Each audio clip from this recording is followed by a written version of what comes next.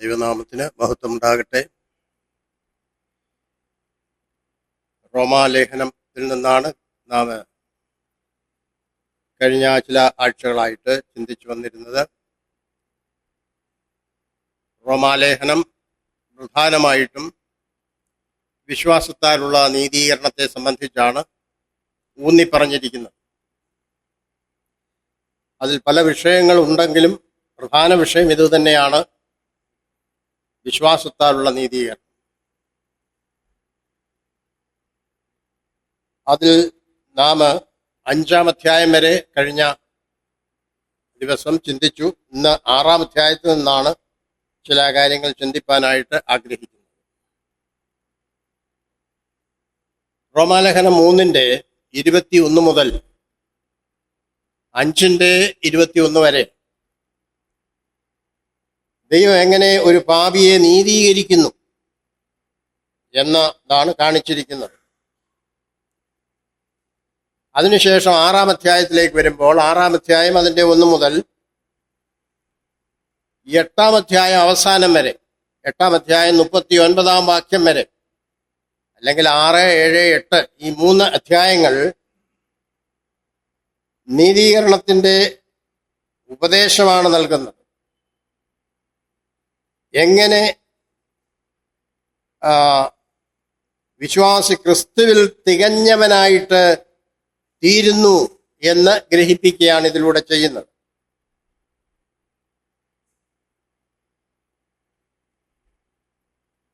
മൂന്ന് വിധത്തിൽ ഈ വിഷയം ഇവിടെ ചർച്ച ചെയ്യപ്പെടുന്നതായിട്ട് നമുക്ക് ഈ ഭാഗത്ത് കാണാൻ കഴിയും.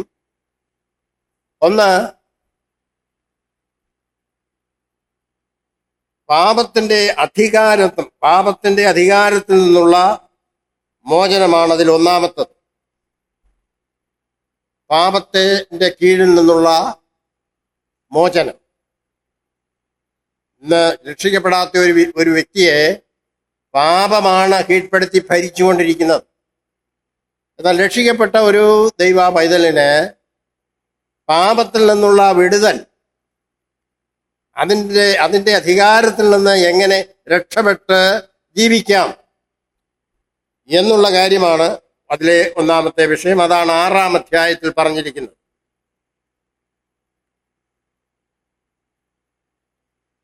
രണ്ടാമത് പറഞ്ഞിരിക്കുന്നത് ന്യായപ്രമാണത്തിന്റെ ശിക്ഷാവധിയിൽ നിന്നുള്ള വിടുതലാണ്. അതാണ് 7-ാം അധ്യായത്തിൽ കാണുന്നത്. പല ഉദാഹരണത്തോടു കൂടിയത് വിശദമാക്കിയിരിക്കുകയാണ്. മൂന്നാമത് കാണുന്നത് പരിശുദ്ധാത്മശക്തിയാലുള്ള പുതിയ ക്രിസ്തീയ ജീവിതം. അതാണ് 8-ാം അധ്യായത്തിൽ. അപ്പോൾ ഈ വിഷയം തിരിച്ച് നമ്മൾ ഈ റോമാലേഖനം പഠിക്കുമ്പോൾ കുറെ കൂടെ കാര്യങ്ങൾ എളുപ്പം മനസ്സിലാക്കുവാനായിട്ട് കഴിയും. അപ്പോൾ ഒന്നാമത് ഞാനിവിടെ പറഞ്ഞത്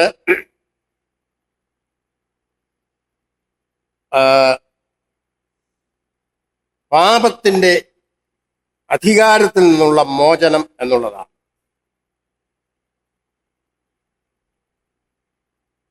അത് ജഡസംബന്ധമായിട്ട് നോക്കുമ്പോൾ ആദാമിലൂടെ സകല മനുഷ്യരിലും പാപം പരന്നിരിക്കുന്നതായിട്ട് തിരുവെഴുത്ത് പറയുന്നുണ്ട്. എന്നാൽ ആദാമിലൂടെയുള്ള ആ പാപം സകല മനുഷ്യരിലും ഉണ്ടെന്നുള്ള കാര്യം, അങ്ങനെയുള്ള ഒരു കണക്ക് ദൈവം ഇട്ടിരിക്കുന്നതാണ്. യഥാർത്ഥത്തിൽ ആ കണക്ക് ദൈവം ഇടുമ്പോൾ മറ്റൊരു കണക്കിൽ കൂടി അതിനെ ന്യൂട്രലൈസ് ചെയ്യുന്നത് കാണാൻ കഴിയും. അതായത് ഒടുക്കത്തെ ആദാം, ഒന്നാം മനുഷ്യനായ ആദാം, അവനിലൂടെ പാപം ലോകത്തിൽ പ്രവേശിച്ചു. എന്നാൽ രണ്ടാം മനുഷ്യനായ ക്രിസ്തു, അല്ലെങ്കിൽ ഒന്നാമത്തെ ആദാം, അവൻ പാപത്തിലകപ്പെട്ടു. ഒടുക്കത്തെ ആദാം പാപത്തെ ജയിച്ചു. അതിൽ നിന്നുള്ള സ്വാതന്ത്ര്യം മനുഷ്യവർഗത്തിന് നൽകുകയാണ്.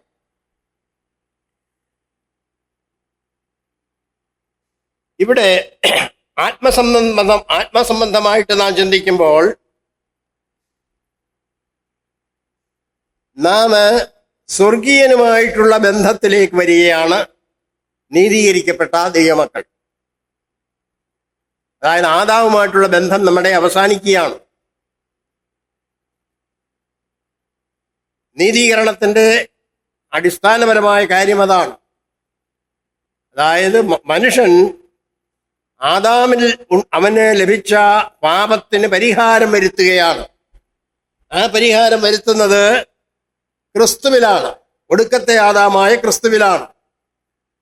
ആ ക്രിസ്തുവിൽ അതിനുള്ള പരിഹാരം വരുമ്പോൾ നാം ക്രിസ്തുവുമായിട്ടുള്ള ബന്ധത്തിലേക്ക് വരികയാണ്. എങ്ങനെ ആദാവുമായിട്ട് മനുഷ്യവർഗം ബന്ധപ്പെട്ടിരിക്കുന്നവോ, എല്ലാ മനുഷ്യനും ആദാവുമായിട്ട് ബന്ധപ്പെട്ടിരിക്കുന്നവരാണ് ജഡസംബന്ധമായിട്ട്. എന്നാൽ ജീനു അവന്റെ ആദാമിന്റെ ആ ജീൻ ആണ് എല്ലാവരിലും. എന്നാൽ ആത്മസംബന്ധമായിട്ട് നോക്കുമ്പോൾ, ജഡസംബന്ധമായിട്ടല്ല, ആത്മസംബന്ധമായിട്ട് നോക്കുമ്പോൾ നാം ആ ആദാമ്യ ബന്ധത്തിൽ നിന്ന് മാറി ക്രിസ്തുവുമായിട്ടുള്ള ബന്ധത്തിലേക്ക് വരികയാണ്.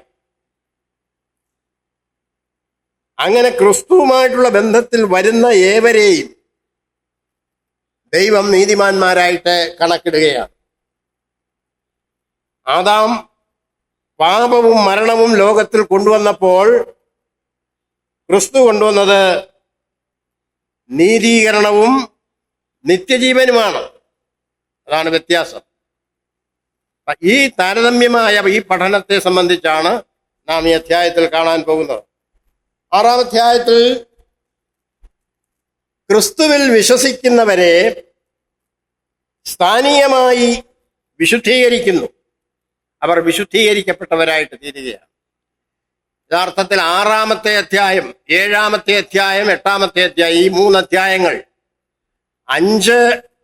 3-ാം അധ്യായം, 4-ാം അധ്യായം, 5-ാം അധ്യായം, ഈ 3 അധ്യായങ്ങൾ നീതീകരണത്തെക്കുറിച്ച് വിശദമായി പറയുമ്പോൾ 6, 7, 8 എന്നുള്ള അടുത്ത 3 അധ്യായങ്ങൾ അവിടെ പൗലോസ് ശുദ്ധീകരണത്തെക്കുറിച്ചാണ് പറയുന്നത്. നീതീകരിക്കപ്പെട്ടു, അതിനുശേഷം ശുദ്ധീകരണത്തിന്റെ കാര്യമാണ് അടുത്ത ഈ 3 അധ്യായങ്ങളിലായിട്ട് പറയുന്നത്. അത് ആദാമുമായിട്ടുള്ള ബന്ധം വിട്ട് ക്രിസ്തുവുമായിട്ടുള്ള ബന്ധത്തിലേക്ക് ഒരു വ്യക്തി വരുമ്പോൾ ഉണ്ടാകുന്ന കാര്യമാണ്. അപ്പോൾ പഴയ പാപമെല്ലാം ദൂരീകരിക്കപ്പെടുകയാണ് ഇതിലൂടെ. അതിനുശേഷം ദൈവം നമ്മിലൊരു വർക്ക് ആരംഭിക്കുകയാണ്. പാപം ദൂരീകരിക്കപ്പെട്ട നമ്മിൽ ദൈവം തന്റെ പ്രവൃത്തി ആരംഭിക്കുന്നു. ആ പ്രവൃത്തി നമ്മുടെ ജീവിതകാലം മുഴുവൻ ഇങ്ങനെ നീണ്ടു നിൽക്കുന്നതാണ്. അത് നമ്മുടെ ശുദ്ധീകരണത്തേക്കാണ്. സ്ഥാനീയമായിട്ട് നാം ഒരിക്കലായി ശുദ്ധീകരിക്കപ്പെട്ടു. കർത്താവായ യേശുക്രിസ്തുവിന്റെ രക്തത്താൽ, അവനിലുള്ള വിശ്വാസത്താൽ നാം ഒരിക്കലായിട്ട് ശുദ്ധീകരിക്കപ്പെട്ടു, സ്ഥാനീയമായിട്ട്. എന്നാൽ ജഡസംബന്ധമായിട്ട് നാം ഇന്നും ശുദ്ധീകരിക്കപ്പെട്ടവരല്ല. ഇന്നും പാപം ചെയ്യുന്നവരാണ്. പാപത്തിന്റെ സ്വാധീനം, അതിന്റെ ശക്തി ഇന്നും പ്രവർത്തിച്ചുകൊണ്ടിരിക്കുകയാണ്. പാപത്തിന്റെ സാന്നിധ്യം ഈ ലോകത്തിലുണ്ട്. അതിന്റെ മധ്യയാണ് നാം ജീവിക്കുന്നത്. അതുകൊണ്ട് നമ്മെ ദൈനംദിനം ശുദ്ധീകരിച്ചുകൊണ്ടേ ഇരിക്കണം. അപ്പോൾ സ്ഥാനീയമായ ഒരു ശുദ്ധീകരണം നമുക്ക് എന്നേക്കുമായിട്ടുണ്ടെങ്കിലും ദൈനംദിനത്തിൽ ആയിട്ട് നാം ശുദ്ധീകരിച്ചുകൊണ്ടേയിരിക്കുന്നു. അതാണ് ഒടുവിൽ ഈ ജഡശരീരം മാറിക്കഴിയുമ്പോൾ നാം പൂർണ്ണമായി ശുദ്ധീകരിക്കപ്പെടും. അപ്പൊ ആ ജഡശരീരം മാറുന്നത് വരെ നാം ശുദ്ധീകരിക്കപ്പെട്ടുകൊണ്ടിരിക്കണം. അതാണ് ഈ ഭാഗത്തു നിന്ന് എങ്ങനെ ശുദ്ധീകരിക്കപ്പെടുമെന്നുള്ളതാണ് അടുത്ത ഒന്ന് പാപത്തിന്റെ ബന്ധനത്തിൽ നിന്ന് വിടുതൽ പ്രാപിക്കണം, ശുദ്ധീകരിക്കപ്പെടണം. 2 ന്യായപ്രമാണത്തിന്റെ ശക്തിയിൽ നിന്ന്, അതിന്റെ പ്രമാണങ്ങളിൽ നിന്ന് വിടുതൽ പ്രാപിക്കണം. പിന്നീട് വരുമ്പോൾ മൂന്നാമത്, നാം ദൈനംദിന ജീവിതത്തിൽ പൂർണ്ണമായിട്ട് പരിശുദ്ധാത്മാവിന്റെ സഹായത്താൽ ശുദ്ധീകരിക്കപ്പെടണം. അപ്പോൾ 6-ാം അധ്യായത്തില് പാപത്തിൽ നിന്നുള്ള വേർപാട്, 7-ാം അധ്യായത്തിൽ വരുമ്പോൾ ന്യായപ്രമാണത്തിന്റെ ശക്തിയിൽ നിന്നുള്ള വിടുതൽ, 3-ാം അധ്യായത്തിൽ വരുമ്പോൾ നമുക്ക് ശുദ്ധീകരണം ലഭിക്കുവാൻ തക്കവണ്ണം നമ്മളെ സഹായിച്ചു കൊണ്ടിരിക്കുന്നത് പരിശുദ്ധാത്മാവാണ്. ആ 8-ാം അധ്യായത്തിൽ പരിശുദ്ധാത്മാവ് എന്നുള്ള വാക്ക് തന്നെ അനേക പ്രാവശ്യം, 17 പ്രാവശ്യത്തോളവും വരുന്നുണ്ട്. ആത്മാവിന്റെ ശക്തിയിൽ, ആത്മാവിന്റെ പ്രവർത്തനത്താൽ ആണ് നാം ശുദ്ധീകരിക്കപ്പെട്ടുകൊണ്ടിരിക്കുന്നത്. അതാണ് അപ്പോൾ ഈ 6, 7, 8 അധ്യായങ്ങള് നമ്മുടെ ശുദ്ധീകരണത്തിനെ കുറിച്ചാണ് പറഞ്ഞിരിക്കുന്നത്. ഈ ശുദ്ധീകരണത്തിന്റെ അടിസ്ഥാനം എന്ന് പറയുന്നത്, എന്തുകൊണ്ടാണ് നാം ശുദ്ധീകരിക്കപ്പെടുവാൻ കാരണമാകുന്നത്? ദൈവം നമ്മെ നീതീകരിച്ചത് കൊണ്ടാണ്. ശുദ്ധീകരണത്തിന്റെ അടിസ്ഥാനം എന്ന് പറയുന്നത് നീതീകരണമാണ്. വേറെ ഒരു വാക്കിൽ ശുദ്ധീകരണം എന്നുള്ള വാക്ക്, അത് ക്രിസ്തുവിന് വേണ്ടി നാം വേർതിരിയുക എന്ന അർത്ഥത്തിലാണ്. കർത്താവായ യേശുക്രിസ്തുവിനെ പിതാവായ ദൈവം വിശുദ്ധീകരിച്ച് ലോകത്തിലേക്ക് അയച്ചു എന്ന് നാം വായിക്കുന്നുണ്ട്. ആ വാക്കിന്റെ അർത്ഥം, യേശുക്രിസ്തുവിൽ പാപമുണ്ടായിട്ടല്ല ശുദ്ധീകരിക്കുന്നത്. ആ വാക്ക് അവിടെ സാങ്ക്ടിഫിക്കേഷൻ എന്നുള്ള ആ വാക്കിന്റെ അവിടുത്തെ അർത്ഥം, യേശുക്രിസ്തുവിനെ നമ്മുടെ രക്ഷകനായിട്ട് ദൈവം വേർതിരിച്ചു എന്നാണ്. അതിനായിട്ട് മാറ്റി വേർതിരിച്ചു എന്നതുപോലെ ഇവിടെയും പല ഭാഗത്തും വിശുദ്ധന്മാരെ സംബന്ധിച്ച്, ദൈവമക്കളെ സംബന്ധിച്ച് ശുദ്ധീകരണം എന്നുള്ള ആ വാക്കിന്റെ പ്രധാനമായ അർത്ഥത്തിൽ അത് വരുമ്പോൾ, നമ്മെ ദൈവം ക്രിസ്തുവിനായിട്ട് അങ്ങ് മാറ്റി വെച്ചു, വേർതിരിച്ചു. ക്രിസ്തുവിന് വേണ്ടി മാറ്റി ഇരിക്കുകയാണ്, വേർതിരിച്ചിരിക്കുകയാണ്. അപ്പോൾ അതിന് കാരണം, നാം ക്രിസ്തുവിനോട് ചേരുമ്പോൾ, ക്രിസ്തുവുമായി ബന്ധപ്പെടുമ്പോൾ, ക്രിസ്തു നമ്മിലും നാം ക്രിസ്തുവിലുമായിത്തീരുന്ന അവസ്ഥയിൽ നാം ക്രിസ്തുവിനുള്ളവരും അവനായിട്ട് ജീവിക്കേണ്ടവരുമാണ്. കർത്താവായ യേശുക്രിസ്തുവാണ് നമുക്ക് ഇതിനെല്ലാം കാരണമായി തീർന്നത്. കൊരിന്ത്യർ ലേഖനം 1-ാം അധ്യായം 30-ാം വാക്യത്തിൽ വരുമ്പോൾ, യേശുക്രിസ്തു നമുക്ക് ദൈവത്തിന്റെ ജ്ഞാനമാണ്. അവന് ദൈവത്തിൽ നിന്നുള്ള ജ്ഞാനമാണ് നമുക്ക്. അവൻ നമുക്ക് ജ്ഞാനവും നീതിയും ശുദ്ധീകരണവും വീണ്ടെടുപ്പുമായി തീർന്നു എന്ന് നമ്മൾ വായിക്കുന്നുണ്ട്. അപ്പോൾ നീതീകരണം എന്ന് പറഞ്ഞാൽ ഒരു പാപിയിൽ നിന്നും കുറ്റവും ശിക്ഷയും നീക്കിക്കളയുന്നു എന്നുള്ളതാണ്. ശുദ്ധീകരണം എന്ന് പറഞ്ഞാൽ പാപത്തിന്റെ വർധനവും അതിന്റെ ശക്തിയും നമ്മിൽ നിന്ന് നീക്കിക്കളയുകയാണ് ചെയ്യുന്നത്. പരിശുദ്ധാത്മാവിനെ നമ്മുടെ ഹൃദയങ്ങളിൽ തന്നിട്ട് ആത്മാവിന്റെ നിയന്ത്രണത്താൽ ക്രിസ്തീയ ജീവിതം നയിക്കുവാൻ നമ്മെ സഹായിക്കുകയാണ് ചെയ്യുന്നത്. ഇതിനെല്ലാം ദൈവത്തിന്റെ സഹായം കൂടാതെ ഒരു മനുഷ്യനും ഒന്നും പ്രവർത്തിക്കുവാൻ കഴിയുന്നതല്ല. അപ്പോൾ ഇതെല്ലാം ദൈവം തന്നെയാണ് ഒരുക്കിയിരിക്കുന്ന മാർഗങ്ങളാണ്. അപ്പോൾ നമ്മുടെ ശുദ്ധീകരണത്തിനായിട്ട് പല മാർഗങ്ങളുണ്ട്. അത് ദൈവത്തിന്റെ വചനം നമ്മെ ദൈനംദിനം ശുദ്ധീകരിക്കുന്നു. ദൈവവചനം, ആ വചനത്താൽ നാം ശുദ്ധീകരിക്കപ്പെടുകയാണ്. മാത്രമല്ല, പരിശുദ്ധാത്മാവ്, അവന്റെ അധിവാസം നമ്മെ ശുദ്ധീകരണത്തിലേക്ക് നയിക്കുകയാണ് ചെയ്യുന്നത്. അപ്പോൾ യഥാർത്ഥത്തിൽ പരിശുദ്ധാത്മാവിനെ നമ്മുടെ ഹൃദയങ്ങളിൽ എന്നേക്കുമായിട്ട് ദൈവം തന്നിരിക്കുന്നതിൻ്റെ കാരണം, ആ പരിശുദ്ധാത്മാവിന്റെ നിയന്ത്രണത്താൽ നാം ക്രിസ്തുവിനായിട്ട് ജീവിക്കണം എന്നുള്ളതാണ്. അതിനായിട്ടാണ് അത് തന്നിരിക്കുന്നത്. രക്ഷിക്കപ്പെട്ട ഒരുവനെ ദൈവം പാപത്തിൽ ഒരിക്കലും ഉപേക്ഷിച്ച് കളയുകയില്ല.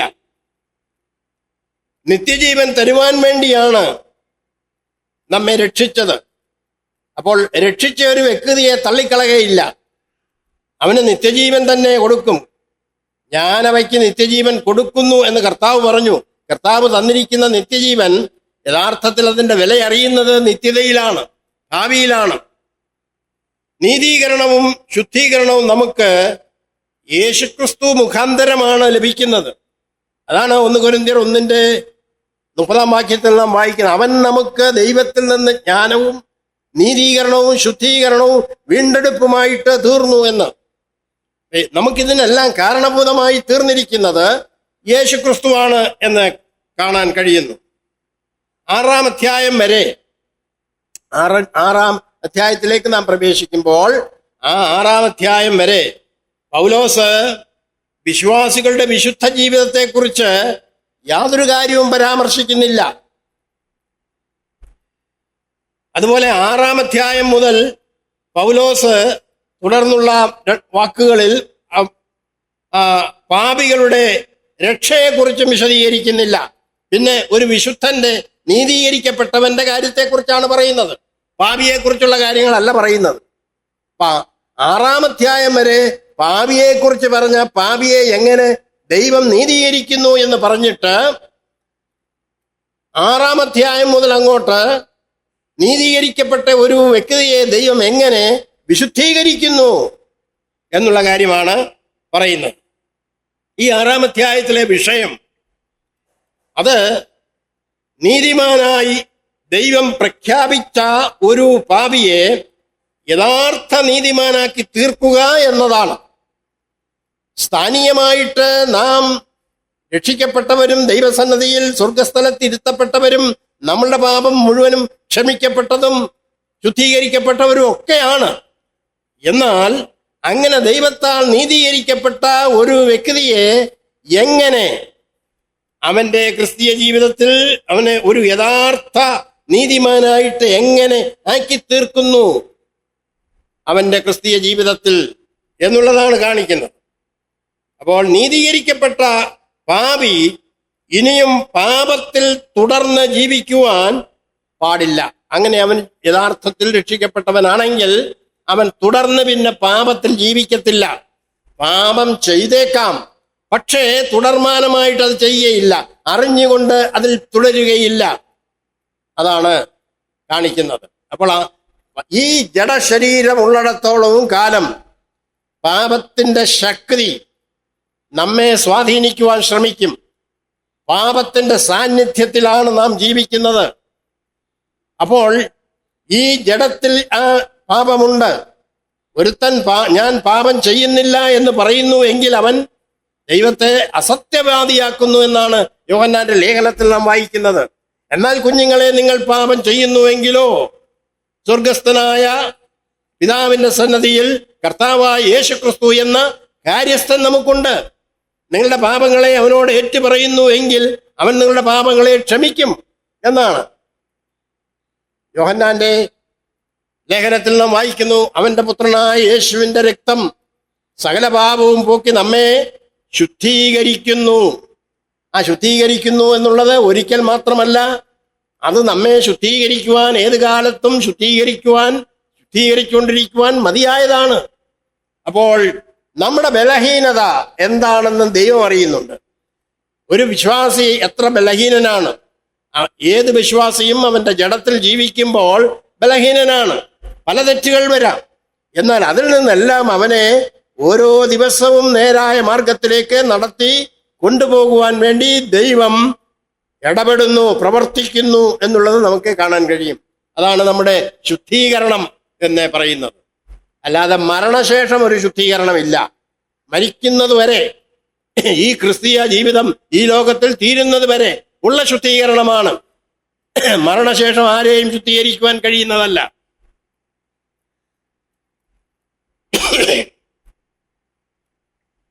ഇവിടെ നീതീകരിക്കപ്പെടേണ്ടതിന്, ക്രിസ്തുവിനോട് കൂടെ നീതിക്ക് ജീവിക്കേണ്ടതിന് ഒരു കാര്യം ചെയ്യണം, ക്രിസ്തുവിനോട് കൂടെ ഉയർത്തെഴുന്നേൽക്കണം. അതാണ് ക്രിസ്തുവിനോടുകൂടെ പാപത്തിന് മരിക്കണം. ക്രിസ്തു മരിച്ചത് നമ്മുടെ പാപങ്ങൾക്ക് വേണ്ടിയാണ്. അതുകൊണ്ട് നാം ക്രിസ്തുവിൽ വിശ്വസിക്കുമ്പോൾ അതിൻ്റെ അർത്ഥം ഞാൻ പാപത്തിന് മരിച്ചിരിക്കുന്നു, ക്രിസ്തു എനിക്ക് വേണ്ടി മരിച്ചു. ആ മരണവുമായിട്ട് ഞാനും താതാമ്യം പ്രാപിച്ചിരിക്കുന്നു. ഞാനും അവനോടുകൂടെ മരിച്ചു അടക്കപ്പെട്ടു. ക്രിസ്തു ഉയർത്തെഴുന്നേറ്റിരിക്കയാൽ ഞാനും അവനോടുകൂടെ ഉയർത്തെഴുന്നേറ്റ് ക്രിസ്തുവിനോടുകൂടെ ജീവിക്കുന്നു. ഇതാണ് ഓരോ വിശ്വാസിക്കും ഉണ്ടായിരിക്കേണ്ട കാര്യം, ചിന്ത. ദൈവം അതാണ് ആഗ്രഹിക്കുന്നത്. അങ്ങനെ നാം കണക്കിടണം. ദൈവം കണക്കിട്ടതുപോലെ നാമും അങ്ങനെ തന്നെ നമ്മെ തന്നെ കണക്കാക്കണം. അതാണ് ആവശ്യം. അപ്പോൾ ക്രിസ്തു നമ്മുടെ പാപങ്ങൾക്ക് വേണ്ടിയാണ് മരിച്ചത്. അതുകൊണ്ട് നാം പാപത്തിന് മരിക്കണം ക്രിസ്തുവിനോടുകൂടെ. 2, ക്രിസ്തു നമ്മുടെ നീതീകരണത്തിനായിട്ടാണ് ഉയർത്തെഴുന്നേറ്റത്. അതുകൊണ്ട് നാമും അവനോടുകൂടെ ഉയർത്തെഴുന്നേറ്റിരിക്കുന്നു എന്ന് നമ്മെ തന്നെ പരിഗണിക്കണം. അതുകൊണ്ട് നാം ക്രിസ്തുവിനായിട്ട് ജീവിക്കണം. അങ്ങനെ വിശ്വാസി വീണ്ടും ജനിച്ചവനും അതുപോലെ തന്നെ ദൈവത്തെ അനുസരിക്കുന്നവനും ആയിത്തീരണം. ക്രിസ്തുവിനോടുകൂടി മരിച്ച് ക്രിസ്തുവിനോടുകൂടി ഉയർത്തെഴുന്നേറ്റിരിക്കുന്നവർക്ക് ക്രിസ്തു അവന് ദൈവവും കർത്താവും ആകുന്നു. അവൻ നമുക്ക് സ്വാതന്ത്ര്യം നൽകി. പക്ഷെ ആ സ്വാതന്ത്ര്യം പാപം ചെയ്യുവാനുള്ള ലൈസൻസ് അല്ല. പിന്നെയോ ആ സ്വാതന്ത്ര്യം ക്രിസ്തുവിനോട് ചേർന്ന് ജീവിക്കുവാനുള്ള സ്വാതന്ത്ര്യമാണ്. പൗലോസ് പാപത്തിൽ നിന്നുള്ള ആ സ്വാതന്ത്ര്യത്തെ 3 ഉദാഹരണ സഹിതം ചിത്രീകരിച്ചിരിക്കുന്നതായിട്ട് കാണാം.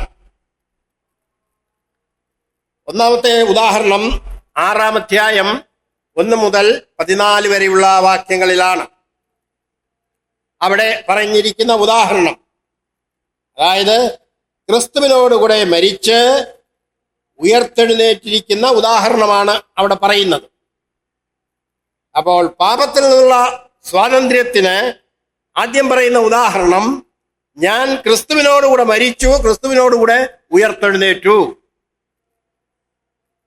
അത് നാം അങ്ങനെ മനസ്സിലാക്കണം. നാം അത് അങ്ങനെ തന്നെ അംഗീകരിക്കണം. അത് ദൈവം നമ്മുടെ മേൽ കണക്കാക്കിയിട്ടിരിക്കുന്ന ആ കണക്ക് നാമും അംഗീകരിക്കണം എന്നുള്ളതാണ് ഓരോ വിശ്വാസിയും. അപ്പോൾ തുടർന്ന് പൗലോസ് പറയുന്നുണ്ട് 6-ാം അധ്യായത്തില്, അത് 15-ാം വാക്യം മുതൽ 23-ാം വാക്യം വരെയാണ്. അവിടെ പറയുന്നത് ഒരു യജമാനനെ സേവിക്കുന്ന ഉദാഹരണമാണ് പറഞ്ഞിരിക്കുന്നത് അത് പറഞ്ഞുകൊണ്ട് പാപത്തിൽ നിന്നുള്ള സ്വാതന്ത്ര്യത്തെ വിവരിക്കുകയാണ്. എന്ന് പറഞ്ഞാൽ, ഞാൻ പാപത്തിന് ദാസൻ അല്ല ഇന്ന്, പിന്നെയോ ഞാൻ അനുസരണത്തിനു ദാസനാണ്. അനുസരണത്തിനു ദാസനായി, അല്ലെങ്കിൽ ദൈവത്തിനു ദാസനാണ്, നീതിയുടെ ദാസനാണ്. മൂന്നാമതായി, പാപത്തിൽ നിന്നുള്ള സ്വാതന്ത്ര്യത്തിൽ നിന്നുള്ള മോചനത്തെയാണ് പറഞ്ഞിരിക്കുന്നത്. അത് 7-ാം അധ്യായത്തിലാണ് വരുന്നത്. പാപത്തിൽ നിന്നുള്ള സ്വാതന്ത്ര്യം, അതിന് ഒരു ഭാര്യയുടെയും ഭർത്താവിൻ്റെയും ചരിത്രമാണ് അവിടെ പറഞ്ഞിരിക്കുന്നത്. ന്യായപ്രമാണത്തിന് കീഴിലുള്ള ഒരു ഭർത്താവും ന്യായപ്രമാണത്തിന് കീഴിലുള്ള ഭാര്യയും, അവരുടെ ചരിത്രമാണ് പറഞ്ഞിരിക്കുന്നത്. ആ ചരിത്രത്തിൽ നിന്നും നാം പാപത്തിൽ നിന്നുള്ള സ്വാതന്ത്ര്യം എങ്ങനെ പ്രാപിക്കുന്നു എന്ന് കാണിക്കുകയാണ്. അതാണ് 7-ാം അധ്യായം 1 മുതൽ 16 വരെയുള്ള വാക്യങ്ങളിൽ പറഞ്ഞിരിക്കുന്നത്. അപ്പോൾ ഈ 3 ഉദാഹരണങ്ങൾ നാം മനസ്സിലിരുത്തണം. ഒന്നാമത്തെ ഉദാഹരണം, ക്രിസ്തുവിനോടുകൂടി മരിച്ച് ക്രിസ്തുവിനോടുകൂടി ഉയർത്തെഴുന്നേറ്റു, അതാണ്. രണ്ടാമത്തെ ഉദാഹരണം ഒരു യജമാനനെ സേവിക്കുന്ന ചിത്രീകരണമാണ്. അതായത് പാപമെന്ന യജമാനനെ സേവിച്ചിരുന്ന അതിൽ നിന്ന് നാം ഇന്ന് സ്വാതന്ത്ര്യമുള്ളവരായിട്ട് തീർന്നു, അനുസരണത്തിന്റെ ദാസന്മാരായിട്ട് തീർന്നു എന്നുള്ളതാണ്. മൂന്നാമതായി, പാപത്തിന്റെ ദാസത്വത്തിൽ നിന്നുള്ള മോചനത്തെ കാണിക്കുന്നതാണ് ഒരു ഭാര്യ ഭർതൃന്യായ പ്രമാണത്തിൽ നിന്ന് വിടുതലുള്ളവളായിട്ട് തീരുന്നതിനെ കുറിച്ചുള്ള ഉദാഹരണമാണ് 7-ാം അധ്യായത്തിൽ പറഞ്ഞിരിക്കുന്നത്. അപ്പോൾ യേശുക്രിസ്തുവിന്റെ ഉയർത്തെഴുന്നേൽപ്പാണ് ക്രിസ്ത്യാനിത്വത്തിന്റെ അടിസ്ഥാനം എന്ന് പറയുന്നത്. മറ്റാർക്കും അവകാശപ്പെടുവാൻ കഴിയാത്ത ഒരു വസ്തുതയാണിത്. ഉയർത്തെഴുന്നേൽപ്പ്, മരണത്തെ ജയിച്ച യാഥാർത്ഥ്യം അവിടെയാണ്. സുവിശേഷത്തിന്റെ കാതലായിരിക്കുന്ന വിഷയം അതാണ്. കർത്താവ് പ്രസ്താവിച്ചത് അതാണ്. ഞാൻ മരിച്ചവനായിരുന്നു, എന്നാൽ ഇതാ എന്നേക്കും ജീവിച്ചിരിക്കുന്നു, മരണത്തിന്റെയും പാതാളത്തിന്റെയും താക്കോൽ എൻ്റെ കൈവശമുണ്ട്. ഇങ്ങനെ പറയാൻ ആർക്ക് കഴിയും? വേറെ ഒരു മനുഷ്യർക്കും പറയാൻ കഴിയില്ല. ഞാൻ എന്നേക്കും ജീവിച്ചിരിക്കുന്നു, മരണത്തിന്റെയും പാതാളത്തിന്റെയും താക്കോൽ എൻ്റെ കൈവശമുണ്ട്. ഒരുത്തൻ മരിക്കണമെങ്കിലും ഒരുത്തൻ ജീവിക്കണമെങ്കിലും കർത്താവിനെ കൂടാതെ സാധ്യമല്ല. അതാണ് അതിന്റെ അധികാരം കർത്താവിനാണ്. അപ്പോൾ നാം പാപത്തിന് മരിച്ചു, ക്രിസ്തുവിന് ജീവിക്കുന്നു എന്നുള്ള ആ സത്യത്തിലേക്ക് ഒരു വിശ്വാസിയെ കൊണ്ടുവരികയാണ് ഈ ഉപദേശത്തിലൂടെ. ക്രിസ്തീയ ഉപദേശത്തിന്റെ അടിത്തറ അതാണ്. യേശു ദൈവപുത്രനാണെന്ന് ശക്തിയോടെ നിർണയിക്കപ്പെട്ട സംഭവമാണ് യേശു ക്രിസ്തു മരിച്ചവരിൽ നിന്ന് ഉയർത്തെഴുന്നേറ്റു എന്നുള്ളത്.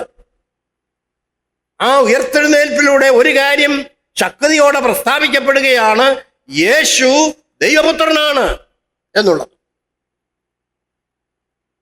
റോമാലേഖനത്തില് നാം വിശ്വാസത്തിലേക്ക് വരുമ്പോൾ കർത്താവായ യേശുക്രിസ്തുവിൽ വിശ്വസിച്ചത് രക്ഷിക്കപ്പെടേണ്ടതിന് പ്രധാനമായ ഒരു കാര്യമുണ്ട്.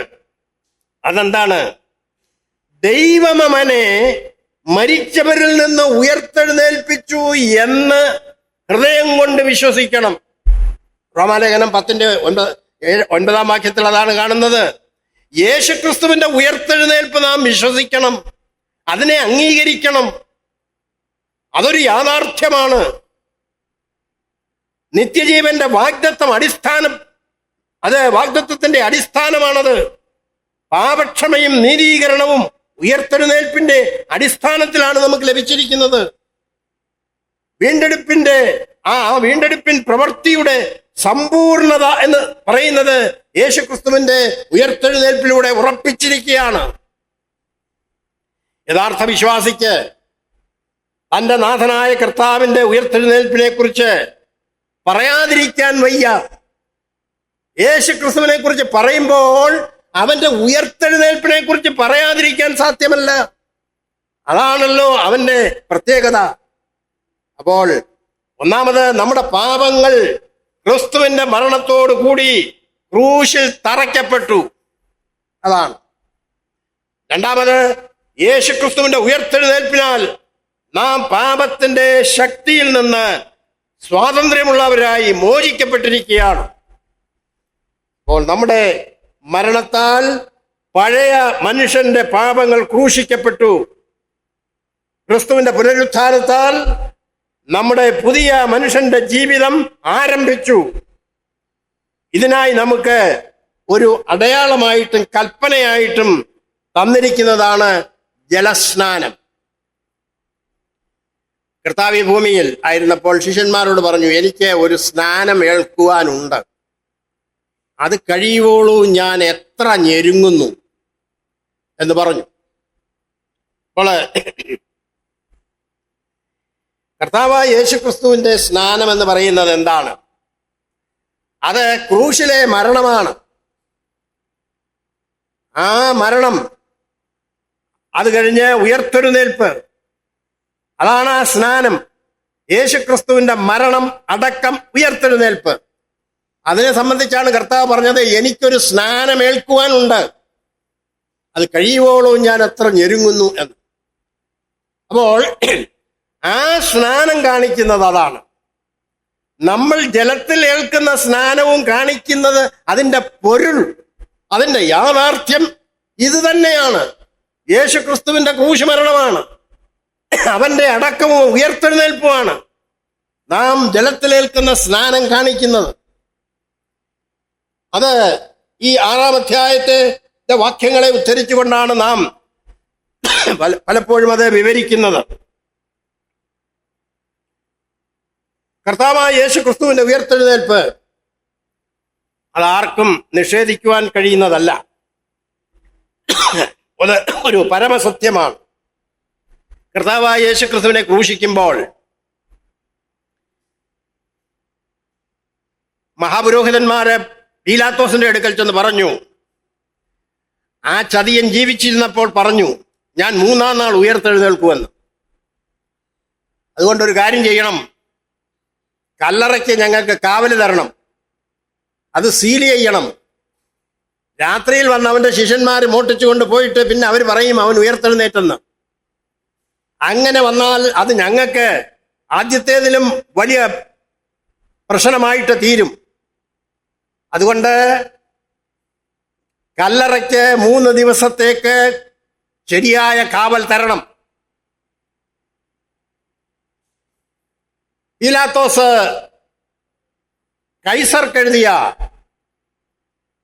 ലെറ്ററിൽ തിബരിയാസ് കൈസറിന് ഒരു എഴുത്തെഴുതി. അത് ചരിത്രത്തിൽ ഉണ്ട്, അത് ഇന്നും സൂക്ഷിക്കപ്പെട്ടിട്ടുണ്ട്. ബ്രിട്ടീഷ് മ്യൂസിയത്തിൽ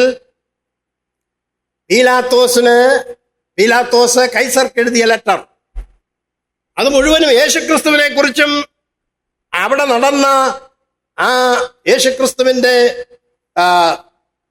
വിധിയെക്കുറിച്ചും അവനെ കുറ്റവാളിയായിട്ട് കൊണ്ടുവന്നതും ന്യായം വിധിച്ചതും അവന്റെ മരണത്തെക്കുറിച്ചും ഒക്കെ എഴുതിയിരിക്കുന്ന സംഗതിയാണ്. ആ ലെറ്ററിൽ എഴുതിയിരിക്കുന്ന ഒരു ഭാഗത്ത് ഇങ്ങനെയാണ് പീലാത്തോസ് എഴുതിയിരിക്കുന്നത്: ഞാന് പിട്രോറിയത്തിൽ ഒറ്റ ഒരു പടയാളിയെ മാത്രം നിർത്തിയിട്ട് ബാക്കി 16 എന്റെ മരമനയിൽ അവന്റെ ആസ്ഥാനത്ത് നിന്ന കാവൽക്കാരെ കൂടെ ഞാൻ അത് കല്ലറ കാക്കുവാനായിട്ട് വിട്ടുകൊടുത്തു. ഒരൊറ്റ പടയാളിയെ മാത്രമേ എൻ്റെ കൂടെ നിർത്തിയിരുന്നുള്ളൂ. 16 പടയാളികളെ ഞാൻ അതിനായിട്ട് വിട്ടുകൊടുത്തു. ഈ 16 പടയാളികൾ ചേർന്നാണ് കല്ലറ കാത്തത്. 4 യാമങ്ങളാണ് രാത്രി എന്ന് പറയുന്നത്. 6 മണി മുതൽ 9 മണി വരെ ഒരു യാമം, 9 മുതൽ 12 വരെ വേറൊരു യാമം, 12 മുതൽ 3 മണി വരെ മറ്റൊരു യാമം, 3 മണി മുതൽ 6 മണി വരെ 4-ാമത്തെ യാമം. ഇങ്ങനെ 4 യാമങ്ങളിൽ 4 പേര് വീതം കല്ലറ കാക്കുകയാണ്. 16 പേര്. ആ 16 പേരെയും യേശുക്രിസ്തുവിന്റെ ഉയർത്തെഴുന്നേൽപ്പിന് ശേഷം പീലാത്തോസ് വിസ്തരിച്ചു. പീലാത്തോസ് കൈസർക്കെഴുതിയ എഴുത്തിൽ അത് വ്യക്തമായിട്ട് വിവരിച്ചിട്ടുണ്ട്. അവരെ വിസ്തരിച്ച ശേഷം പീലാത്തോസ് കൈസർക്ക് എഴുതുന്ന ലെറ്ററിൽ ആ കാര്യങ്ങളൊക്കെ വെളിപ്പെടുത്തിയിരിക്കുകയാണ്. അവിടെ തെളിഞ്ഞു. ഈ 16 പടയാളികൾ സാക്ഷ്യം പറഞ്ഞു. അവരുറങ്ങുകയല്ലായിരുന്നു, അവർ കാവൽ നിൽക്കുകയായിരുന്നു.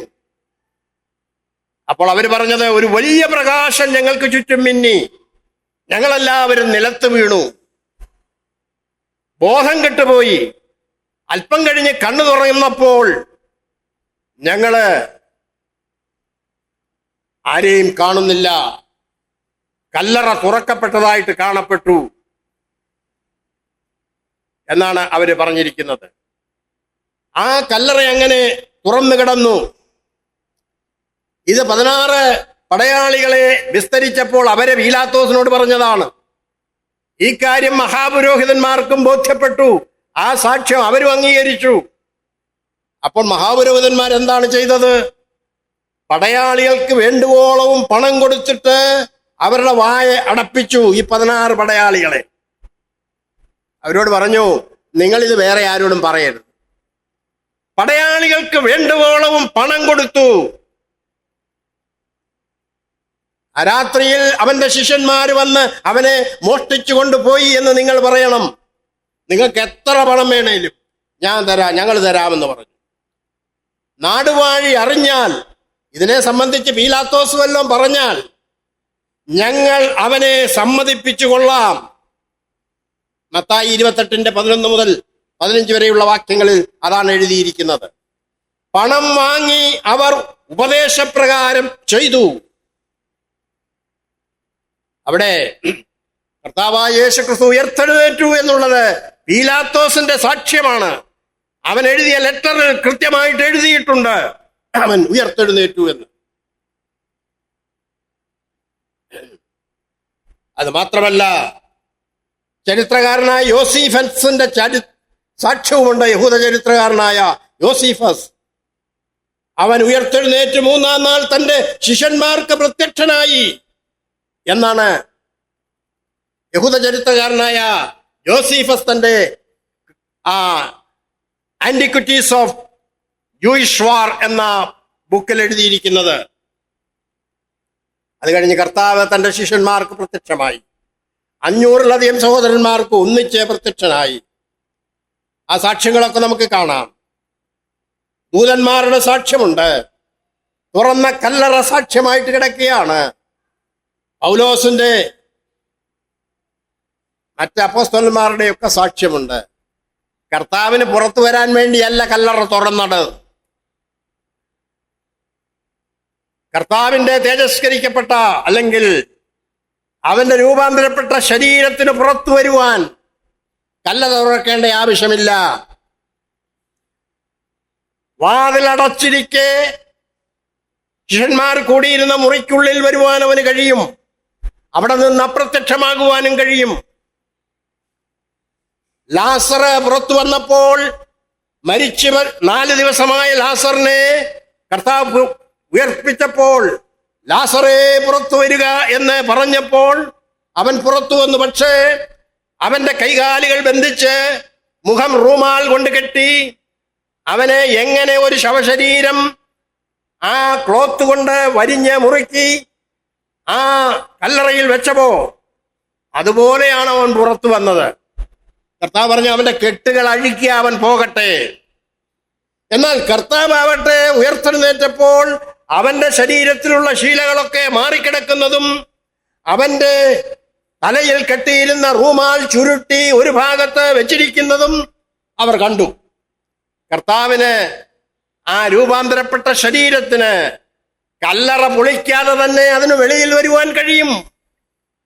വിശുദ്ധന്മാരുടെ കല്ലറകൾ കർത്താവായ യേശുക്രിസ്തുവിന്റെ മധ്യാകാശ വരവിങ്കൽ അതൊന്നും തകർന്നും പൊളിഞ്ഞുവൊന്നും പോകേണ്ട ആവശ്യമില്ല. രൂപാന്തരപ്പെടുന്ന ശരീരം കല്ലറയ്ക്കുള്ളിൽ നിന്ന് തന്നെ പുറത്തു വരും. ഇവിടെ കർത്താവ് ഉയർത്തെഴുന്നേറ്റു. പിന്നെ എന്തിനാണ് കല്ലറ തുറന്നു വെച്ചത്? ഒരു ദൂതൻ വന്ന് കല്ലുരുട്ടി മാറ്റി അതിന്റെ പുറത്ത് കയറിയിരുന്നു. എന്തിനാണ്? മറ്റുള്ളവർക്ക് അറിയുവാൻ അവന് ഇവിടെയില്ല. ദൂതൻ പറഞ്ഞ സാക്ഷ്യം അതാണ്. വന്ന് കാണുക, നോക്കുവീൻ, അവൻ ഇവിടെ ഇല്ല. അവൻ പറഞ്ഞതുപോലെ ഉയർത്തെഴുന്നേറ്റിരിക്കുന്നു. അത് മറ്റുള്ളവരെ കാണിക്കുവാൻ, അവരോട് പറയുവാൻ വേണ്ടിയാണ് കല്ല് ദൂതൻ മാറ്റിയത്. ഇങ്ങനെ കർത്താവ് ഉയർത്തെഴുന്നേറ്റു. അതാണ് ഏറ്റവും വലിയ സംഗതി. അതിനെ തിരസ്കരിക്കുവാൻ അന്നത്തെ ലോകത്ത് ആർക്കും കഴിഞ്ഞില്ല. അതിനുള്ള സകല തെളിവുകളും ഇന്നും സൂക്ഷിക്കപ്പെട്ടിരിക്കുകയാണ്. അതുകൊണ്ട് കർത്താവിന് ഉയർത്തെഴുന്നേറ്റതിന്റെ സാക്ഷ്യമായിരുന്നു അപ്പോസ്തലന്മാരുടെ സാക്ഷ്യം മുഴുവനും. അപ്പോസ്തലനായ പൗലോസ് ന്യായാധിപസംഘത്തിന്റെ മുമ്പിലും ഫേലിക്സിന്റെ മുമ്പിലും ഫെസ്തോസിന്റെ മുമ്പിലും അഗ്രിപ്പാ രാജാവിന്റെ മുമ്പിലും പറഞ്ഞ സാക്ഷ്യം എന്താണ്? യേശുക്രിസ്തു ഉയർത്തെഴുന്നേറ്റു എന്നുള്ളതാണ്. അതിനാരും എതിര് പറഞ്ഞില്ല, പറയുവാനൊട്ട് സാധ്യവുമല്ല. ഈ സത്യം വിശ്വസിക്കുന്നതാണ് രക്ഷ എന്ന് പറയുന്നത്. രക്ഷിക്കപ്പെടുന്നത് അതാണ്. യേശുക്രിസ്തു ഉയർത്തെഴുന്നേറ്റു, എന്റെ പാപങ്ങൾക്ക് വേണ്ടി മരിച്ചു, അടക്കപ്പെട്ടു, എന്റെ നീതീകരണത്തിനായി ഉയർത്തെഴുന്നേറ്റു. അതാണ് രക്ഷ. അപ്പോൾ ജീവന്റെ പുതുക്കം, അത് 6-ാം അധ്യായത്തിന്റെ വിഷയം അതാണ്, ജീവന്റെ പുതുക്കം. ആകയാൽ നാം എന്ത് പറയേണ്ടു? 1-ാമത്തെ വാക്യം അതാണ്. 6-ാം അധ്യായം 1-ാം വാക്യം. കൃപ പെരുകേണ്ടതിന് പാപം ചെയ്തുകൊണ്ടിരിക്കൂ, ഒരു നാളും അരുത്. ഈ ചോദ്യം 5:20 അടിസ്ഥാനത്തിലുള്ള ചോദ്യമാണ്. 5:20 ആ 5-ാം അധ്യായത്തില് ദൈവകൃപ പെരുകി. അതുകൊണ്ടാണ് നാം ദൈവകൃപയാലാണ് വിശ്വാസത്താലാണ് നാം നീതീകരിക്കപ്പെട്ടിരിക്കുന്നത്. അപ്പോൾ ഇവിടെ ആ ഒരു ചോദ്യം ചോദിക്കുകയും അതിൻ്റെ ഉത്തരം പറയുകയുമാണ്. ഞാൻ അത് ആരംഭത്തിലെ പറഞ്ഞതാണ്, ഈ റോമാലേഖനം മുഴുവനും അങ്ങനെയാണെന്ന്. ആദ്യം ഒരു ചോദ്യം ചോദിക്കും, പിന്നെ അതിൻ്റെ ഉത്തരം പറയും. അതാണ് ലേഖനത്തിന്റെ ആ സ്റ്റൈൽ. അതാണ് കാറ്റക്കിസം, ചോദ്യോത്തര രീതിയിലുള്ള എഴുത്താണിത്. പാപത്തിൽ നിന്ന് രക്ഷിക്കപ്പെട്ട ശേഷം വീണ്ടും പാപം ചെയ്തുകൊണ്ടിരിക്കാമോ എന്നാണ് ചോദിക്കുന്നത്. എന്നിട്ട് അതിൻ്റെ ഉത്തരമാണ് അവിടെ പറയുന്നത്, ഒരു നാളും അരുത്, ഒരു നാളുമില്ല. ചെളിയിൽ വീണ ഒരുവനെ ആ ചെളിയിൽ നിന്ന് പിടിച്ചു കയറ്റി അവനെ നന്നായി കുളിപ്പിച്ച് നല്ല വസ്ത്രം ധരിപ്പിച്ച് അവനെ നല്ല ഒരു സീറ്റിൽ ഇരുത്തി കഴിഞ്ഞാൽ അവന് സുബോധമുണ്ടെങ്കിൽ പിന്നെയും പോയി ചെളിയിൽ ചാടുമോ? ഇല്ല. ചെളിയിൽ വീണുപോയ ഒരുത്തനെ അവിടെ നിന്ന് പിടിച്ചു കയറ്റി ശുദ്ധീകരിച്ച് അവനെ ഒരിടത്തിരുത്തി അവന് വീണ്ടും ചെന്ന ചെളിയിൽ ചാടാനായിട്ട് അവന് ബോധമുണ്ടെങ്കിൽ ചെയ്യുകയില്ല. എന്നാൽ പന്നിയെ സംബന്ധിച്ച് അങ്ങനെ ആണ് എന്ന് നാം തിരുവെഴുത്തിൽ തന്നെ വായിക്കുന്നുണ്ട്. നായ്ക്കളെങ്ങനെയാണ്, അതും അതുപോലെ തിരിയും. എന്നാൽ യഥാർത്ഥത്തിൽ രക്ഷിക്കപ്പെട്ട ഒരു ദൈവ പൈതൽ, സുബോധമുള്ള ഒരുവൻ, ദൈവാത്മാവുള്ള ഒരുത്തൻ, ദൈവത്താൽ നിയന്ത്രിക്കപ്പെടുന്ന ഒരുവൻ, അവനെ ദൈവം ശുദ്ധീകരിച്ച് അവനെ നീതീകരിച്ച് ദൈവസന്നിധിയിൽ ഇരുത്തിയിരിക്കെ അവൻ പിന്നെയും പോയി പഴയ ചെളിയിൽ ചാടുകയില്ല. അബദ്ധത്തിൽ കാല് തന്നെ വല്ലയിടത്തും വീണെങ്കിൽ അത് പിന്നെ അതിന് പരിഹാരമുണ്ട്. എന്നാൽ നറിഞ്ഞും കൊണ്ടൊരു പാപത്തിൽ പോയി ചാടുകയില്ല. ചാടിയാൽ അവൻ രക്ഷിക്കപ്പെട്ടവനല്ല. അപ്പോൾ അങ്ങനെ ഇവിടെ ആ നീതീകരണത്തിൽ നിന്ന് പിന്നെ അവനെ ശുദ്ധീകരണത്തിലേക്ക് കൊണ്ടുവരികയാണ് ചെയ്യുന്നത്. രണ്ടാമത്തെ വാക്യത്തിൽ പാപം സംബന്ധമായി മരിച്ചിരിക്കുന്ന നാം ഇനി അതിൽ ജീവിക്കുന്നത് എങ്ങനെ? ഒരുത്തൻ മരിച്ചു, പാപത്തിന് മരിച്ചെങ്കിൽ പിന്നെ എങ്ങനാ ഇനിയും പാപത്തിന് ജീവിക്കുന്നത്? മരിച്ചു കിടക്കുന്ന ഒരുത്തന് വല്ല വിവരവും വല്ലതും ചെയ്യാൻ കഴിയുമോ? ചിന്തിപ്പാൻ കഴിയുമോ? ഒന്നുമില്ല. അവൻ ആ പാപത്തിന് മരിച്ചു, പാപസംബന്ധമായിട്ട് മരിച്ചു. എങ്കിൽ പിന്നെ ആ പാപവുമായിട്ട് അവന് എന്ത് കാര്യം? പാപം അവനെ സ്വാധീനിക്കുകയില്ല, അവൻ പാപത്തിന്റെ പുറകെ പോവുകയുമില്ല. അപ്പോൾ അതാണ് ഇവിടെ പറയുന്നത്, പാപം സംബന്ധിച്ച് മരിച്ചവരായ നാം ഇനി അതിൽ ജീവിക്കുന്നത് എങ്ങനെ? ഇവിടെ സ്ഥാനീയ ശുദ്ധീകരണം സംബന്ധിച്ച് നാം ഒരിക്കലായിട്ട് എന്നേക്കുമായിട്ട് ശുദ്ധീകരിച്ചിരിക്കുകയാണ്. അവന്റെ പുത്രനായ യേശുവിന്റെ രക്തം, കർത്താവായ യേശു ക്രിസ്തുവിന്റെ രക്തം നമ്മളെ പൂർണ്ണമായി ശുദ്ധീകരിച്ചിരിക്കുകയാണ്. എന്നേക്കുമുള്ള ഒരു വീണ്ടെടുപ്പ് നാം സാധിപ്പിച്ചിരിക്കുകയാണ്. എന്നാൽ നമ്മുടെ ദൈനംദിന ജീവിതത്തിൽ നാം ജീവിക്കുവാൻ പ്രായോഗിക വശത്ത് നമ്മെ വേർപെടുത്തി നിർത്തി ദൈവത്തോടടുത്ത് ജീവിക്കുവാൻ നമ്മെ സഹായിക്കുന്ന കാര്യങ്ങളാണ് ഇവിടെ പറയുന്നത്. അതിനാണ് വിശുദ്ധീകരണം എന്ന് പറയുന്നത്. സെപ്പറേഷൻ, അതാണ് വിശുദ്ധീകരണം. ആ സെപ്പറേഷൻ പാപത്തിൽ നിന്ന് മാറി ക്രിസ്തുവിനോട് ചേർന്നിരിക്കുന്ന അവസ്ഥ, പാപത്തിന്റെ ശക്തിയിൽ നിന്നുള്ള മോചനം നമുക്ക് ലഭിച്ചിരിക്കുകയാണ്. ഇനിയും നാം ജീവന്റെ പുതുക്കത്തിൽ നടക്കണം. പഴയ പാപങ്ങളെല്ലാം നമ്മുടെ ക്ഷമിക്കപ്പെട്ടു എങ്കിൽ ഇനി ആ പാപത്തിനു നമ്മുടെ മേൽ ശക്തിയില്ലാത്ത അവസ്ഥയിലേക്ക് ദൈവം നമ്മെ കൊണ്ടുവന്നു. പാപം ചെയ്താൽ അത് ന്യായപ്രമാണത്തിന് നമ്മെ കുറ്റം ചുമത്തുവാനായിട്ട് ഇനി കഴിയുകയില്ല. ഒരു വിശ്വാസി പാപം ചെയ്താൽ ന്യായപ്രമാണത്തിന് അവനെ കുറ്റം ചുമത്തുവാൻ കഴിയുകയില്ല. കാരണം ന്യായപ്രമാണത്തിൽ നിന്ന് ദൈവം നമ്മെ വിടുവിച്ചിരിക്കുക, യേശു ക്രിസ്തു വിടുവിച്ചിരിക്കുക. അതുകൊണ്ട് ഒരു വിശ്വാസി പാപം ചെയ്താൽ ന്യായപ്രമാണ പ്രകാരം അവന് കുറ്റക്കാരനാ, അവൻ അതാ ഇതാന്നൊന്നും പറയാൻ നമുക്ക് ബാധ്യതയില്ല. നമ്മൾ അതിന്റെ കീഴിൽ അല്ലിപ്പോൾ. യേശു ക്രിസ്തു അതിൽ നിന്ന് നമ്മെ വിടുവിച്ചിരിക്കുകയാണ്. അതുകൊണ്ട് പാപം ചെയ്ത ഒരു വ്യക്തി പാപം ചെയ്യുമ്പോൾ ഉടൻ തന്നെ അതിന് ഒരു വലിയ ദുഃഖം, ഒരു മാനസാന്തരം ഉണ്ടായിട്ട് പാപത്തെ ഏറ്റുപറഞ്ഞ് മോചനം പ്രാപിക്കേണ്ടത് ആവശ്യമാണ്. ശുദ്ധീകരണം ഉണ്ടാകണം. നാം പാപം ചെയ്താൽ അത് ഏറ്റുപറഞ്ഞ് ഉപേക്ഷിച്ചാൽ കരുണ ലഭിക്കും. എന്നാൽ മുമ്പ് അങ്ങനല്ലായിരുന്നു. ന്യായപ്രമാണ കാലത്ത് ഒരുത്തനൊരു പാപം ചെയ്താൽ അത് ഏറ്റുപറഞ്ഞത് കൊണ്ടൊന്നും കാര്യമായില്ല. ന്യായപ്രമാണ പ്രകാരം ചെയ്യേണ്ടതൊക്കെ ചെയ്യണം, എങ്കിലേ പാപം ക്ഷമിച്ചു എന്ന് പറയുവാൻ കഴിയൂ. ന്യായപ്രമാണം പറയുന്ന ശിക്ഷ അവന് അനുഭവിച്ചേ മതിയാകൂ. ചില ശിക്ഷകളൊക്കെ കല്ലെറിഞ്ഞു കൊല്ലണമെന്നാണ്, അത് ഏറ്റെങ്കിലേ മതിയാകൂ. ഇന്ന് ന്യായപ്രമാണത്തിന് നമ്മെ ശിക്ഷിക്കുവാൻ യാതൊരു അധികാരവുമില്ല. നാം ക്രിസ്തുവിന്റെ കൃപയ്ക്ക് അധീനരും ക്രിസ്തുവിന്റെ കർത്തൃത്വത്തിന് നാം വിധേയരും ആണ്. നീതീകരണം എന്നത് ഒരു പ്രഖ്യാപനമാണ്. അത് ഒരുവനെ നല്ലവനാക്കി തീർക്കുകയല്ല. ന്യായവിധിയിൽ നിന്ന് രക്ഷിക്കുക മാത്രമാണ് ചെയ്യുന്നത്. ക്രിസ്തുവേശുവിൽ ഉള്ളവന് ശിക്ഷാപതിയില്ല. നീതീകരണം പ്രാപിച്ചിരിക്കുന്ന ജഡത്തിൽ ജീവിക്കുന്ന ഒരു വ്യക്തി അവന് ഒട്ടും പാപമില്ലാത്ത വിശുദ്ധനായി തീർന്നു എന്നല്ല. പിന്നെയോ ദൈവത്തിന്റെ പ്രമാണമനുസരിച്ച് ദൈവം അവനെ നീതിമാനായി കുറ്റക്കാരനല്ല എന്ന് വിധിച്ചിരിക്കുകയാണ്. അതാണ് നീതീകരണം.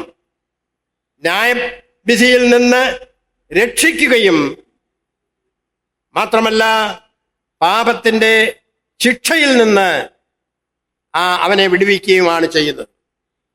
പക്ഷേ പാപം ഇവിടെ ഉണ്ട്. പാപത്തിന്റെ ശക്തി ഈ ജഡത്തിലുണ്ട്. ആ പാപത്തിന്റെ ശക്തിയിൽ നിന്ന് ഒഴിഞ്ഞിരിക്കുന്നതിനെ കുറിച്ചാണ് ഇവിടെ താഴോട്ട് സംസാരിക്കുന്നത്. ദൈവം ഒരുവനെ നീതിമാനായി പ്രഖ്യാപിച്ചാൽ പിന്നെ അവന് അറിഞ്ഞുകൊണ്ട് പാപം ചെയ്യുന്നതിൽ നിന്ന് അവനെ തടയുന്നു. എന്താണ് അത്? നാം തന്നെ തീരുമാനിക്കണം. എന്താണ് ആ തീരുമാനം? പാപം സംബന്ധിച്ച് നാം മരിച്ചു എന്നുള്ളതാണ് ആ തീരുമാനം. പാപം സംബന്ധിച്ച് മരിച്ചവരായ നാം അതിൽ പിന്നെ ജീവിക്കുന്നത് എങ്ങനെ? നാം മരിച്ചത് നമ്മുടെ പകരമായി നമുക്ക് പകരമായി മരിച്ച ഒരു വ്യക്തിക്ക് വേണ്ടിയാണ്. നാം ക്രിസ്തുവിന് പാപസംബന്ധമായി മരിച്ചിരിക്കുകയാണ്. ആ വ്യക്തി നമുക്ക് വേണ്ടി മരിച്ചപ്പോൾ, നമ്മുടെ പാപവും ഏറ്റുകൊണ്ട് അവൻ മരിച്ചപ്പോൾ, നാം അത് നമ്മുടെ മരണമായിട്ട് അംഗീകരിച്ചു. നാം പാപത്തിന് മരിച്ചു. നാം ക്രിസ്തുവിൽ ആയിക്കൊണ്ട് ക്രിസ്തു മരിച്ചപ്പോൾ, പാപത്തിന് വേണ്ടി മരിച്ചപ്പോൾ, നാമും അവനോടുകൂടെ പാപത്തിന് മരിച്ചു, ക്രിസ്തുവിനോടുകൂടെ മരിച്ചു. എന്നാൽ നാം മരിച്ചവരായി നമ്മെ അങ്ങനെ എണ്ണണം. നാം തന്നെ എണ്ണണം. നമ്മുടെ ശരീരത്തിൽ പഴയ സ്വഭാവമുണ്ട്. എന്നാൽ സ്ഥാനീയമായിട്ട് നാം പാപത്തിന് മരിച്ചവരാകുന്നു. അത് മനസ്സിലാക്കി പ്രായോഗിക ജീവിതത്തിൽ നാം നമ്മെ തന്നെ ദിനംതോറും മരിപ്പിക്കുന്നവരാകണം. നമ്മെ തന്നെ മരിപ്പിക്കുന്നവരാകണം.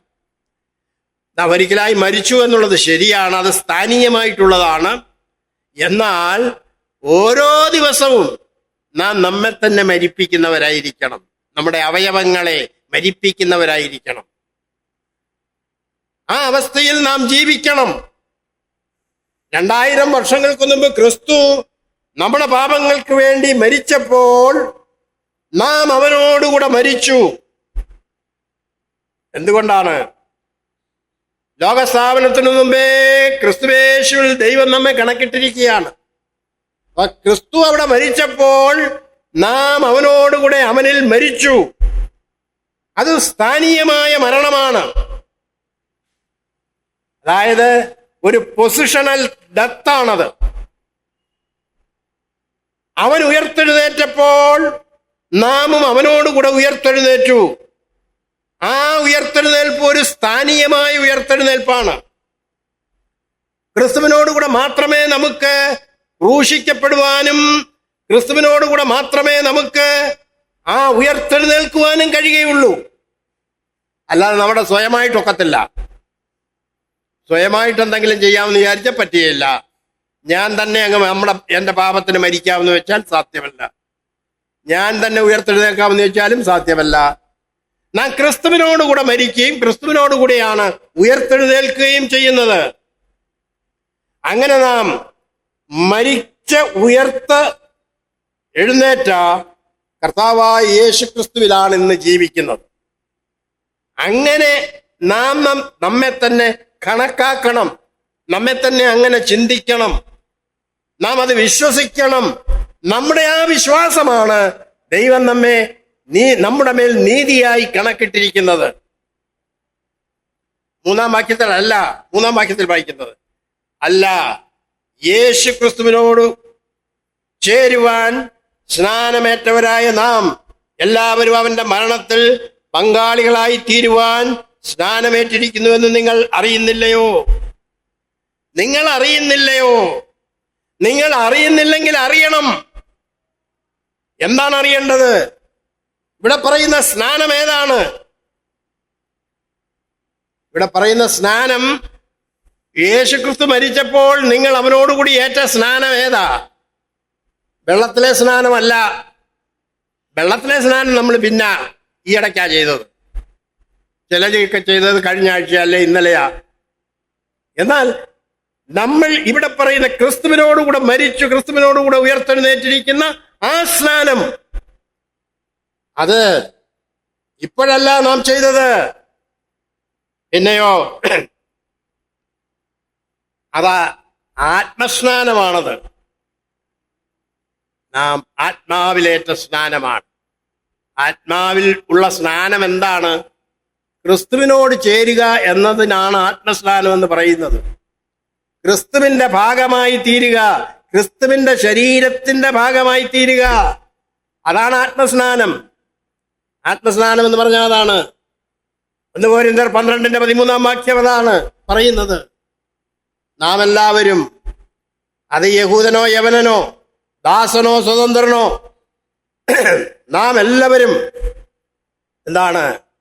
ഒരേ ആത്മാവിൽ സ്നാനമേറ്റും ഒരേ ആത്മാവിനെ പാനം ചെയ്തും ഇരിക്കുന്നു. എന്തിനാണ്? നാം എല്ലാവരും ഏക ശരീരമായി തീരുവാൻ തക്കവണ്ണം, നാം എല്ലാവരും ഏക ശരീരമാകുമാറ് ആണ് അത് ചെയ്തിരിക്കുന്നത്. ഏക ശരീരമാകുന്നത് ക്രിസ്തുവിനോട് ചേരുന്നതാണ്. ക്രിസ്തുവിന്റെ ശരീരത്തിന്റെ ഭാഗങ്ങളാണ് നാം. അങ്ങനെ ക്രിസ്തുവിന്റെ ശരീരഭാഗങ്ങളായിട്ട്, അവയവങ്ങളായിട്ട് നാം തീരുന്നത് എങ്ങനെയാണ്? നാം ക്രിസ്തു മരിച്ചപ്പോൾ അവനോടുകൂടെ മരിക്കുകയും ക്രിസ്തു ഉയർത്തെഴുന്നേറ്റപ്പോൾ അവനോടുകൂടെ ഉയർത്തെഴുന്നേൽക്കുകയും ചെയ്തതിലൂടെയാണ് നാം ക്രിസ്തുവിനോട് ചേർന്നത്. അതിനെയാണ് ആത്മസ്നാനം എന്ന് പറയുന്നത്. അങ്ങനെ നമ്മെ ആക്കി തീർത്തത് നാം അല്ല, ദൈവത്തിന്റെ ആത്മാവാണ് അങ്ങനെ ആക്കി തീർത്തത്. ദൈവാത്മാവാണ് നമ്മെ ആ സ്നാനത്തിലൂടെ ക്രിസ്തുവിന്റെ ശരീരമാക്കി മാറ്റിയത്, ദൈവസഭയുടെ അംഗമാക്കി തീർത്തത് ആത്മസ്നാനത്തിലൂടെയാണ്. അപ്പോൾ ആ ആത്മസ്നാനത്തിന്റെ ഒരു നിഴലാണ് നാം എങ്ങനെ ക്രിസ്തുവിനോട് ചേർന്നു, എങ്ങനെ ക്രിസ്തുവുമായിട്ട് ബന്ധപ്പെട്ടിരിക്കുന്നു എന്നുള്ളതിനെ കാണിക്കുന്ന പരസ്യമായ അടയാളമാണ് ജലത്തിലെ സ്നാനം. ജലത്തിലെ സ്നാനം കാണിക്കുന്നത് അതാണ്. അപ്പോൾ നമ്മുടെ സ്നാനം ഇവിടെ പറഞ്ഞിരിക്കുന്ന 6-ാം അധ്യായത്തിൽ പറഞ്ഞിരിക്കുന്ന സ്നാനം എന്നുള്ളത് അത് യഥാർത്ഥത്തിൽ ആത്മസ്നാനത്തെ കുറിച്ചാണ് പറഞ്ഞിരിക്കുന്നത്. ആ ആത്മസ്നാനത്തിന്റെ നിഴലാണ് ജലസ്നാനം. അത് ചെയ്യണമെന്ന് കർത്താവ് കൽപ്പിച്ചതാണ്. നിങ്ങൾ അങ്ങനെ വിശ്വസിക്കുന്നവനെ പിതാവിന്റെയും പുത്രന്റെയും പരിശുദ്ധാത്മാവിന്റെയും നാമത്തിൽ സ്നാനം കഴിപ്പിക്കണമെന്നുള്ളത് കർത്താവിന്റെ കൽപ്പനയാണ്. ആ കൽപ്പന, കർത്താവിന്റെ കൽപ്പന അനുസരിക്കാത്തവര് അവനെ സ്നേഹിക്കാത്തവരാണ്. എന്നെ സ്നേഹിക്കുന്നവൻ എന്റെ കൽപ്പന അനുസരിക്കുന്നു. അപ്പോൾ കർത്താവിന്റെ കൽപ്പന നാം അനുസരിക്കുകയാണ്. ആ സ്നാനത്തിലൂടെ നമുക്ക് മനസ്സിലാകുന്ന കാര്യം എന്താണ്? നാം യഥാർത്ഥത്തിൽ ക്രിസ്തുവിനോടുകൂടെ മരിച്ചു, ക്രിസ്തുവിനോടുകൂടെ അടക്കപ്പെട്ടു, ക്രിസ്തുവിനോടുകൂടെ ഉയർത്തെഴുന്നേറ്റിരിക്കുന്നു, ഇന്ന് ക്രിസ്തുവിനുമായിട്ട് ജീവിക്കുന്നു എന്നുള്ള കാര്യമാണ് ആ സ്നാനത്തിലൂടെ നാം മനസ്സിലാക്കുന്നത്. അതാണ് അതിൻ്റെ അർത്ഥം. അപ്പോൾ ആത്മസ്നാനത്തിന്റെ ഒരു നിഴലാണ് ജലസ്നാനം എന്ന് പറയുന്നത്. ആ ജലസ്നാനത്തിലൂടെ മനസ്സിലാക്കുന്ന സത്യം നാം ക്രിസ്തുവിനോടുകൂടെ ചേർന്നിരിക്കുന്നു എന്നാണ്. ക്രിസ്തു നമുക്ക് വേണ്ടി ന്യായവിധിയുടെ വെള്ളത്തിൽ കൂടി, ന്യായവിധിയുടെ ആ തിരമാലകളിൽ കൂടി അവൻ കടന്നുപോയി. അവൻ അങ്ങനെ ക്രൂശിൽ വെച്ച് ആ ന്യായവിധിയുടെ തിരമാലകളിൽ, ആ വലിയ വെള്ളങ്ങളിൽ, ന്യായവിധിയുടെ വെള്ളത്തിൽ നമുക്ക് വേണ്ടി ഏറ്റ സ്നാനം അതവന്റെ മരണമായിരുന്നു. ആ മരണത്തോട് നാമും താതാമ്യപ്പെട്ട് അവനോട് ചേർന്ന് മരിച്ച് അടക്കപ്പെട്ട് ഉയർത്തെഴുന്നേറ്റിരിക്കുന്നു. അതിന്റെ നിഴലാണ് ജലത്തിലെ സ്നാനം. ഞാനത് വിവരിക്കുവാൻ വേണ്ടി ഒരു ഗാനം എഴുതിയിട്ടുണ്ട്. ആ ഗാനത്തിൽ ആ വാക്കുകൾ ഇങ്ങനെയാണ്: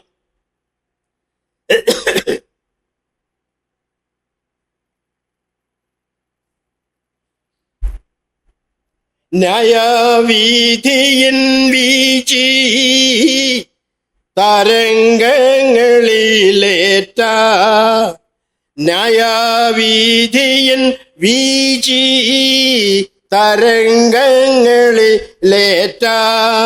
ന്യായമാം സ്നാനം ക്രൂശിലേറ്റൊരു ദേവാ വന്ദേ, മനുവിൽ മാന്യമതേ മാമക മന്ന, മനുവിൽ വാഴ നീണ.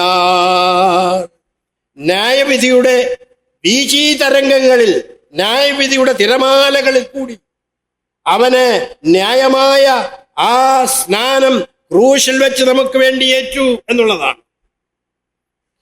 കാൽവറി നിർവൃതിയാൽ, കാൽവറിയിലെ നിർവൃതിയാൽ, മരണത്താൽ, കാൽവറി നിർവൃതിയാൽ നിർവൃത്തമായ സ്നാനം, കാൽവറിയിൽ നിർവഹിച്ച ആ സ്നാനത്താൽ, കാൽവറി നിർവൃതിയാൽ നിർവൃത്തമായ സ്നാനം, ഏവം നീഴെല്ലാം തോയ സ്നാന കൽപ്പിത ദേവാ.